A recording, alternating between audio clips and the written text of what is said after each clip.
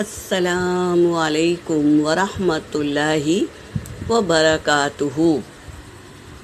سورۃ الکہف پارہ نمبر 15 آیت نمبر 23 سے لے کے 25 تک کی تلاوت کر رہی ہوں۔ اعوذ باللہ من الشیطان الرجیم، بسم اللہ الرحمن الرحیم۔ وَلَا تَقُولَنَّ لِشَيْءٍ إِنِّي، یہاں پر دیکھو میری بہنوں، حمزہ کے اوپر چھوٹا سا ڈاٹ ہے، تو ہم اس کو، یہ زائد الف ہے، اس کو نہیں پڑھیں گے بلکہ شین کو یا میں ملائیں گے۔ وَلَا تَقُولَنَّ لِشَيْءٍ إِنِّي فَاعِلٌ ذَلِكَ غَدًا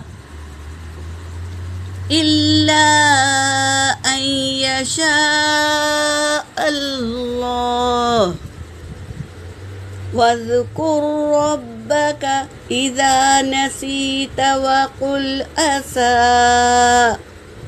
وَقُلْ عَسَىٰ أَن يَهْدِيَنِ رَبِّي لِأَقْرَبَ مِنْ هَٰذَا رَشَدًا۔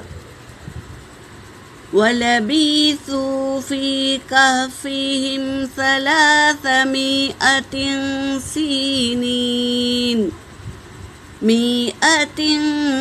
سِنِينَ وَازْدَادُوا 9۔ صدق اللہ العلی العظیم۔ ترجمہ کر رہی ہوں۔ وَلَا تَقُولَنَّ، اور نہ تم کہنا، لِشَيْءٍ کسی بھی چیز میں، انی بے شک میں، فاعل کرنے والا ہوں، ذالک یہ، غدا کل، یعنی کل کوئی کام کرنا ہے تو یہ نہ کہنا کہ بے شک میں اسے کل کرنے والا ہوں، الا ان یشاء اللہ، ہمیں یہ کہنا ہے کہ انشاء اللہ، اللہ چاہے گا تو میں کل یہ کام کرنے والا ہوں، ایسا کہنا ہے۔ وَاذْكُر رَبَّكَ، اور ذکر کرو، ربک اپنے رب کا، اذا نسیتا جب تم بھول جائے، یعنی کوئی کام کرنا ہے، ہم انشاءاللہ کہنا بھول گئے، تو جب تمہیں یاد آ جائے تو تم انشاءاللہ کہہ لیا کرو۔ یہ کہہ رہے ہیں جب تم بھول جائے تو اپنے رب کا ذکر کرو۔ وَقُلْ عَسَىٰ، اور کہہ دیجئے،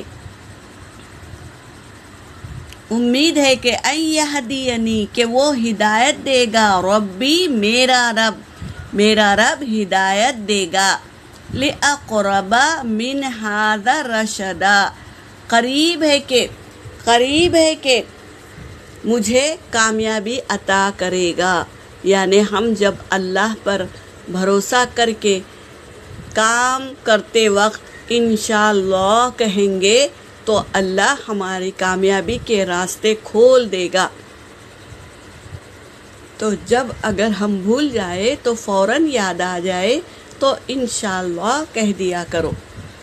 وَلَبِثُوا، اور وہ رہے، فی کہفِہم، غار میں، کہف والے غار میں رہے، 300 سنین، 300 سال رہے، وَازْدَادُوا، اور بڑھا لیا انہوں نے، 9 سال، یعنی 309 سال رہے وہ غار میں۔ کون؟